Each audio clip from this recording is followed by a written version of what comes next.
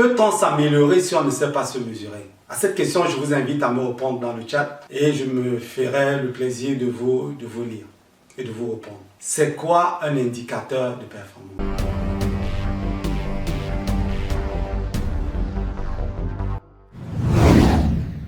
Bonjour, je suis Jean Sanama Moupele, président de LEI. Bienvenue au débrief de ligne. Le débrief de ligne est votre capsule qui décrypte, analyse l'activité de l'excellence opérationnelle dans le monde. Si vous êtes nouveau ici, je vous invite à vous abonner, à cliquer la cloche de notification pour ne pas rater nos publications. Aujourd'hui, nous allons vous parler des indicateurs de performance. C'est quoi un indicateur de performance? Avant de nous aligner sur ce que c'est qu'un indicateur de performance, je vais vous inviter ici à nous attarder sur la performance. C'est quoi la performance? La performance, c'est déjà la capacité d'un système à répondre à un objectif ou bien un besoin dans les temps et selon bien sûr les caractéristiques spécifiques. La performance, c'est un ensemble de résultats d'une organisation qui lui permettent d'être efficace et efficient. Et il est important ici de s'attarder sur la notion d'efficacité et d'efficience. On parlera d'une entreprise ou d'une organisation efficace lorsqu'elle atteint ses objectifs par tous les moyens. Un exemple, vous avez en charge de construire un stade de football qui va vous coûter, vous avez un budget de 10 millions d'euros et vous y mettrez 2 ans. Vous allez livrer à temps ce stade de football, mais alors vous allez exploser le budget. Et là, vous avez été efficace. Par contre, pour être efficient, l'entreprise va utiliser les ressources affectées à bon escient, au juste milieu. Et donc, pour le même exemple, la construction d'un stade qui prendra 2 ans et un budget de 10 millions d'euros, on pourra livrer ce projet au bout d'1 an et demi, ou alors on va livrer le projet à temps en ayant utilisé moins de ressources. On va distinguer donc 3 types de performances. La performance organisationnelle, la performance sociale et la performance économique. C'est quoi donc un indicateur? C'est quoi donc un indicateur de performance? Un indicateur de performance est un marqueur. C'est une grandeur spécifique, mesurable, qui sert à montrer les changements, les progrès. Et ceci pour viser vraiment l'excellence. Les indicateurs de performance sont des outils d'aide à la décision. Ils sont par ailleurs des outils de management. On définit la performance d'une organisation par sa capacité à atteindre des objectifs avec les moyens et ressources dont elle dispose, en alliant pertinence, efficacité et efficience. Un indicateur de performance est une mesure chiffrée et pertinente de la performance d'une organisation ou d'un processus, selon des critères et des objectifs définis et constants dans le temps. La performance est un résultat ou une réussite remarquable dans un contexte bien déterminé. Afin de la mesurer, on utilise ce qu'on appelle l'indicateur de performance, qui est un moyen de mesurer, d'analyser, illustratif, représentatif et simpliste. Un indicateur, c'est une mesure à l'instant T qui permet de quantifier la réponse à répondre à un objectif qu'on a déjà déterminé et son évolution dans le temps.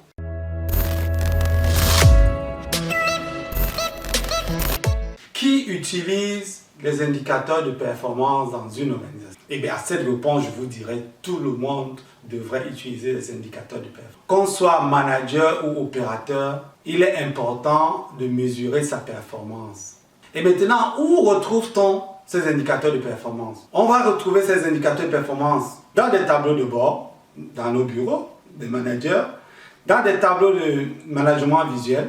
Vous allez retrouver des SQCDP un peu partout au niveau opérationnel, au niveau tactique et au niveau managérial, au niveau du top management pour des entreprises qui sont assez matures. Quand faut-il utiliser les indicateurs de performance? Les indicateurs de performance devraient être utilisés tous les jours.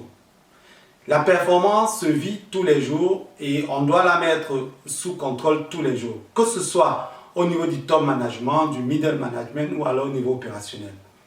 Pourquoi utilise-t-on des indicateurs de performance? À quoi sert un indicateur de performance? Un indicateur de performance sert à faire un état des lieux de la situation actuelle par rapport aux objectifs du système, À partir de ces indications, des décisions peuvent être prises justement pour piloter et valider l'impact des actions qui seront mises en œuvre. Après, ce que je peux citer comme exemple d'indicateur de performance en entreprise, on peut avoir par exemple le taux de service. Le taux de service qui correspond justement à la capacité d'une entreprise à répondre aux commandes qui ont été passées par les clients. L'indicateur de performance sert à mesurer un écart entre un objectif et un état à l'instant T. Et sert également à comparer ses pratiques et ses résultats avec le marché, ce qu'on appelle le benchmarking. Et sert également à prendre des décisions au sein d'un organisme à court, moyen et à long terme. Un indicateur de performance permet de suivre l'évolution de la performance d'une organisation et faire un état des lieux à un instant donné. Un indicateur de performance permet aux décideurs de mesurer et évaluer les résultats d'une ou plusieurs actions pour prendre des décisions.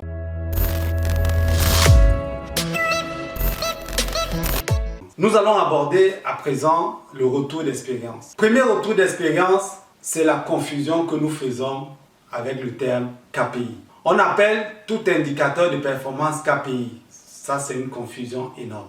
Les KPI sont créés pour mettre sous contrôle les facteurs clés du succès d'une entreprise. Il n'est pas donc normal de parler de KPI au niveau du top management, au niveau opérationnel, au niveau du middle management. Au niveau de l'activité, on parlera de KAI. On parlera donc des indicateurs d'activité. Il est à noter que quand on veut créer des indicateurs de performance, on va donc tabler sur les données d'entrée, le processus et les données de sortie pour créer un certain nombre d'indicateurs de performance. Un autre retour d'expérience, c'est la genèse de nos indicateurs de performance. Comment on crée les indicateurs de performance dans nos organisations? Dans les entreprises que j'ai souvent accompagnées, peut-être pas les vôtres, plusieurs managers se voient attribuer une liste d'indicateurs de performance venant soit de leur manager ou alors venant du siège. Ils vont donc piquer à l'intérieur des indicateurs qui leur permettront finalement de suivre leur activité. D'autres, par contre, veulent être le plus souvent autonomes. Ils vont soit sur Internet, dans la littérature, ils vont aller voir des indicateurs liés à leur activité et ils vont piocher dans quelques indicateurs qui vont leur permettre effectivement de mettre sous contrôle leur performance. Ça ne marche pas souvent. La troisième façon de pondre les indicateurs aussi, c'est le zèle du manager. Vous avez des managers qui viennent d'une autre entreprise et vont dupliquer les indicateurs qu'ils suivaient dans l'entreprise précédente. Ça ne marche pas. Chaque entreprise, chaque organisation est différente. Chaque organisation a ses spécificités. Il n'est pas normal de ramener les indicateurs que vous avez utilisés dans votre récente responsabilité pour les dupliquer là où vous êtes actuellement. Quelle est donc la bonne pratique pour créer les indicateurs? La première, ce serait de s'arrimer à la stratégie de l'entreprise. Donc, chercher une contribution. Comment je contribue à l'indicateur de performance de mon N+1. La deuxième source de production d'indicateurs serait les problèmes que nous vivons dans notre périmètre. Je prends un exemple, je suis au niveau opérationnel, dans mon périmètre, j'ai une consommation, j'ai un problème, j'ai donc une consommation sans cesse croissante d'énergie et je me rends compte qu'il faut vraiment que je réduise ma consommation d'énergie. Eh bien, je vais suivre donc la consommation d'énergie en mettant donc un indicateur de suivi de cette consommation. Et nous allons mettre en place en équipe, nous allons mettre un certain nombre d'actions pour juguler, pour réduire cette consommation-là. Et à partir de là, je donne un sens à mon indicateur de performance. Je donne un sens à mon indicateur. Et bien entendu, l'indicateur de performance ne se crée pas tout seul. C'est de façon collégiale, que ces indicateurs doivent être créés. Malheureusement, c'est beaucoup plus les managers qui viennent dicter ces indicateurs-là. Troisième incongruité dans nos entreprises, c'est le fait de retrouver à toutes les strates de l'entreprise, vous retrouvez les mêmes indicateurs de performance. Vous allez retrouver au niveau 1, vous allez retrouver par exemple, vous allez retrouver le TRS, le taux de rendement synthétique. Vous allez retrouver le même TRS au niveau du middle management. Vous allez retrouver le TRS au niveau opérationnel. En réalité, si on veut prendre le TRS comme indicateur au niveau N, le TRS a cet avantage d'être éclaté en 3 indicateurs. Le nombre d'arrêts, la cadence ou la vitesse, et aussi le niveau de qualité. Donc, si vous êtes au niveau N-1, vous pouvez vous attarder là où vous n'êtes pas bon du tout sur ces 3 indicateurs. Vous pouvez donc tabler sur 1, 2 ou 3 indicateurs pour contribuer à l'indicateur de votre N+1. Pour terminer en beauté, on a une question à vous poser. Nous avions une question à vous poser. C'est un débat qui n'a jamais trouvé de sentence. C'est comment se fixer les objectifs. Est-ce que vous êtes de ceux-là qui vous fixez des objectifs très élevés, qui n'arrivent même pas à les atteindre, mais à arriver à un niveau d'excellence?